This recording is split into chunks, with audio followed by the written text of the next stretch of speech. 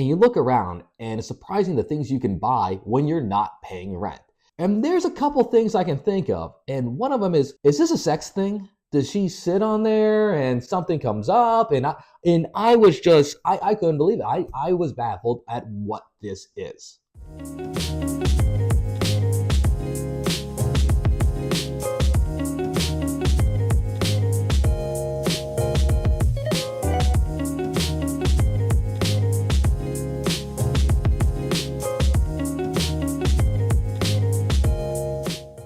Hey, I'm Emmanuel. Welcome to If I Can, You Can, the channel where if I can do it, you can do it too.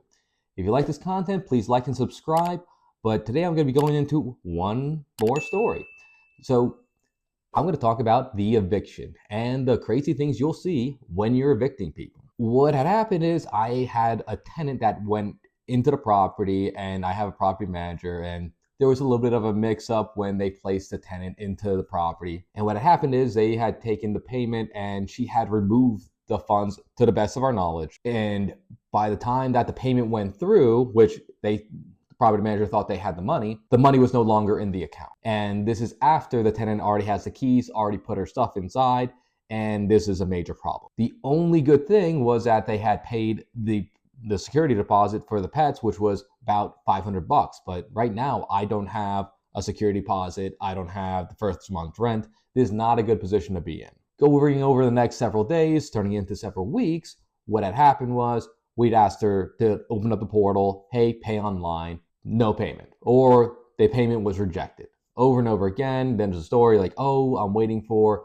the payment from my previous apartment to drop for my security deposit, which you should not need for the next house. That's nothing to do with you. You need to have the funds when you put in for the house, not waiting for somebody else. And sure enough, at some point in time, we had to cut it off, because what ends up happening is if you take a payment into the next month, even if it's $1, it doesn't allow you to put in for eviction, at least at where we're at, in the same month that you take a payment, even if it's a partial payment of $1. You can't do it. We had to shut that off, not take any payment whatsoever, and say, you know what, let's go ahead and we just want you to leave. And at this point, I offered money, $500, whatever it was. Just give us cash for keys. And if you ever do this, don't ever give actual cash. Give some way to verifiable funds that you paid them. That's what we tried to do. Nope. I don't want to do this. I'm going to stay. And sure enough, it took through the entire eviction process, which my property manager was surprised because they said they've never seen someone go through the entirety of actually having the marshal kick them out. It was hellacious. It was just terrible. So sure enough, this drags on and it goes to the point where we get the marshal out there and we have to go actually kick her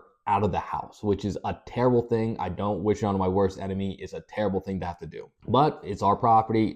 I'm the one that's going to lose the house if I don't make the payments. It's what has to be done. Sure enough, I get in there and it's the craziest things that you'll see happen. She's hollering that she has more time. I'm not going to get out till April. All like begging, pleading, all sorts of stuff, yelling, accusing. It's everything underneath the sun that happened. While we're getting all her stuff out and putting it in the front yard and taking care of it the best we can, I see the washer and dryer leave. And they're starting to go out the front door, which normally is whatever, except for the fact that I paid for them. They were my washer and dryer. And I tell the marshal, like, hey, hold on a second, that's mine. And he's like, you need to be able to prove this. You need to give me photographic evidence, a receipt, something here to prove that this was here before she got here or you bought it. And sure enough, I'm going through my phone and she's out front and she's just yelling at me, these guys are thieves.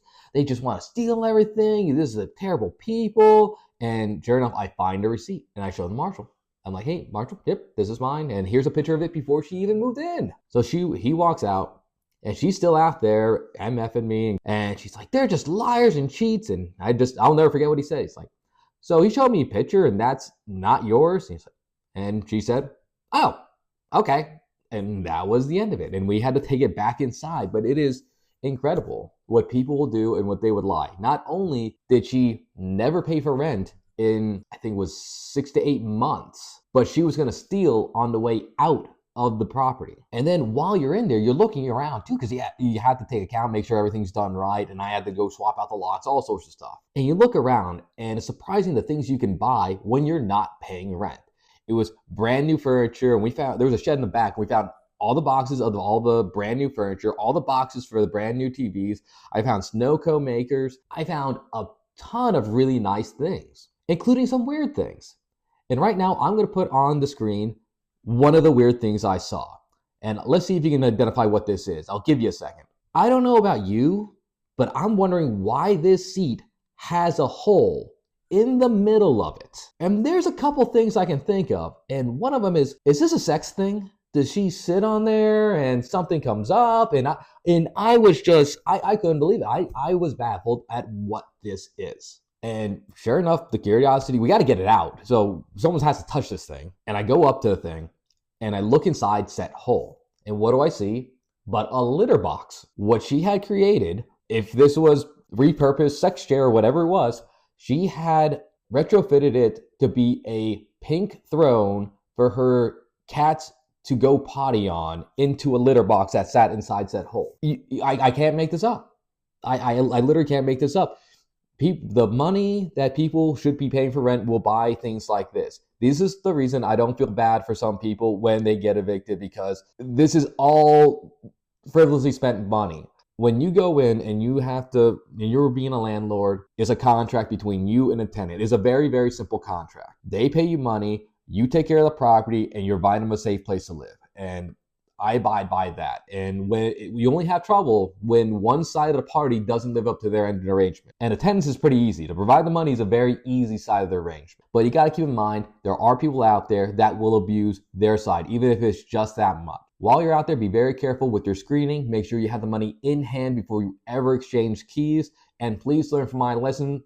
So hopefully you don't see a repurposed sex chair in your property when you have to evict somebody. That's all I have for right now. If you like this content, please like and subscribe below, but I'll see you in the next one.